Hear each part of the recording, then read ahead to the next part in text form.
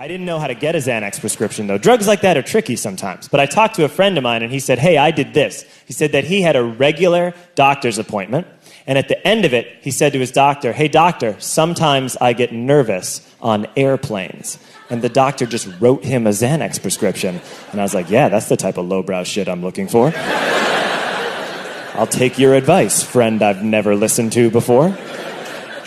So I go to a clinic, and I go in, and I'm just going to go in for, a regular type of checkup, and at the end, I'll ask about Xanax. So I get to the front desk, and they have a why are you here sheet. And I want to pick something that will get me in and out really quickly. And I look down, and I see frequent urination.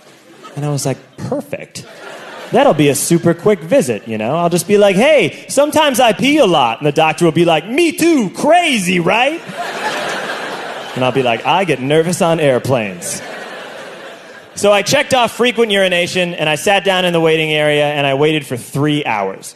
I finally go back to the observation room, and in the observation room, there is a male nurse standing there, and he has a Batman sticker on his stethoscope, a Batman necklace, and a Batman watch. He was kind of moving around the whole time, he was just like, all right, I am too blessed to be stressed. Let's do it. What are you allergic to besides work? And then he'd take something and he'd throw it over his shoulder and be like, beats working. Like, all of his jokes were very anti-work, which is not always what you want from a healthcare professional. The doctor comes in the room, and the doctor looks at my chart, and he says, oh, you're here for frequent urination. How many times a day are you urinating? And I tried to think of a number that would warrant a doctor visit. So I said 11. And that was too many times to say. The doctor looks at me and says, you're peeing 11 times a day. Then you may have something wrong with your prostate.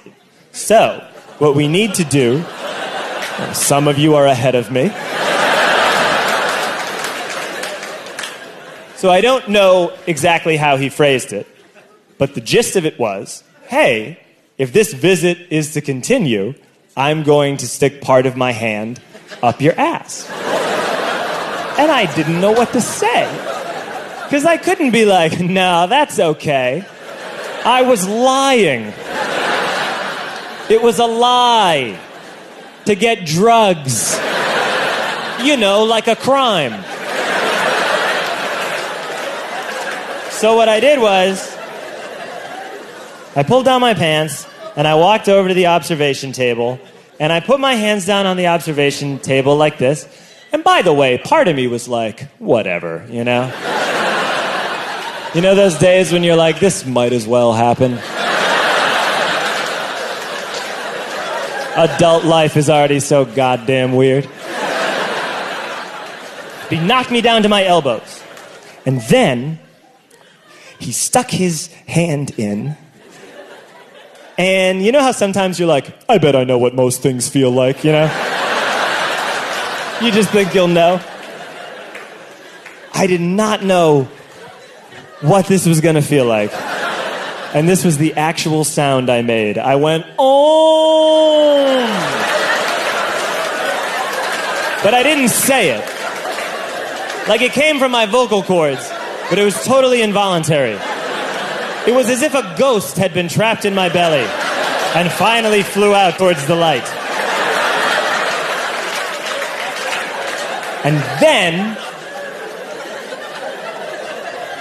when he pulled his hand out, we've gotten to know each other pretty well. So I will phrase this as delicately as I can. I did not realize that when the doctor pulls his hand out, it feels like you're shitting because the only thing that's ever come out of your butt before has been shit.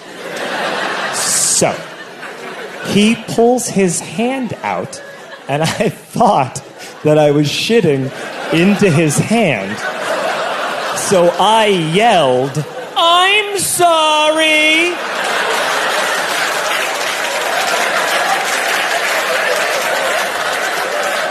This is a very routine procedure, by the way, for most doctors. And so far he's had to deal with, oh, and I'm sorry.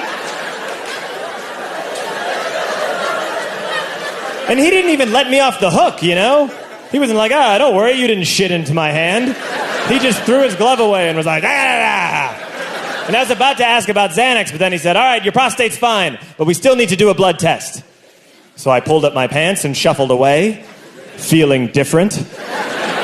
And he yells out into the hall, he goes, hey, we're doing a blood test, get in here. And Batman dances back in, and he's like, all right, we're gonna do a blood test.